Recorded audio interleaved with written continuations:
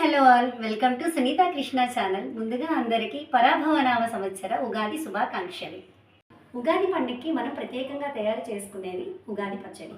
ఈ ఉగాది పచ్చడిని నేను ఎలా ప్రిపేర్ చేస్తాననేది చూసేద్దామా. ఇక నేను ఉగాది పచ్చడి ప్రిపేర్ చేయటం కోసం మామిడికాయలు, బెల్లం, సాల్ట్, ఎండుమిర్చి, చింతపండు, వేప పువ్వుని తీసుకుంటున్నాను. షడ్రుచుల సమ్మేళనం. ముందుగా మామిడికాయ ముక్కలపై ఉన్నటువంటి పీల్ని తీసేసి చిన్న ముక్కలుగా కట్ చేసుకోవాలి. బెల్లాన్ని తురుముకోవాలి.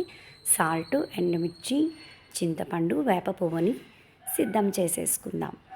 ఇక పచ్చడి ప్రిపరేషన్ని మొదలు పెట్టేద్దాం. ఎండుమిర్చిని హాఫ్ స్పూన్ జీలకర్ర వేసి ఇలా లైట్గా వేపుకోవాలి. ముందుగా మనం మామిడి ముక్కలు తురిమి ఉంచుకున్నాం కదా, వాటిని మిక్సీ పెట్టి అందులో బెల్లాన్ని యాడ్ చేద్దాము. చింతపండు నారలను వేరు చేసి చింతపండును కూడా వేసేద్దామా.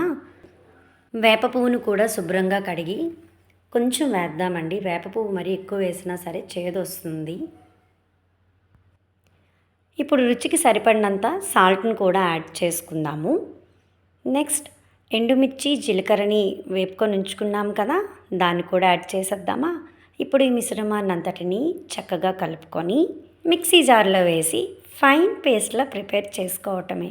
మనకి టేస్టీ ఉగాది పచ్చడి రెడీ అయిపోయినట్లే.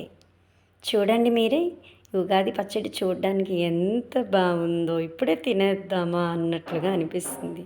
కానీ ఫస్ట్ మనం దేవుడికి పెట్టాలి, తర్వాత దాన్ని మనం టేస్ట్ చేద్దాం.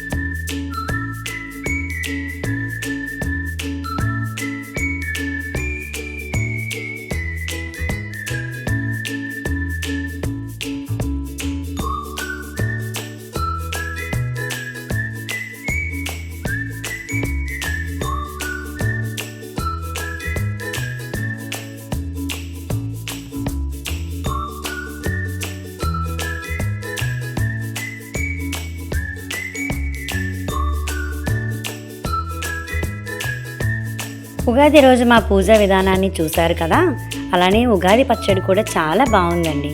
మీరు కూడా ఒకసారి ట్రై చేయండి. ఇలాంటి మంచి వీడియోల కోసం సునీత కృష్ణ ఛానల్ని లైక్ చేయండి, షేర్ చేయండి, సబ్స్క్రైబ్ చేసుకోండి.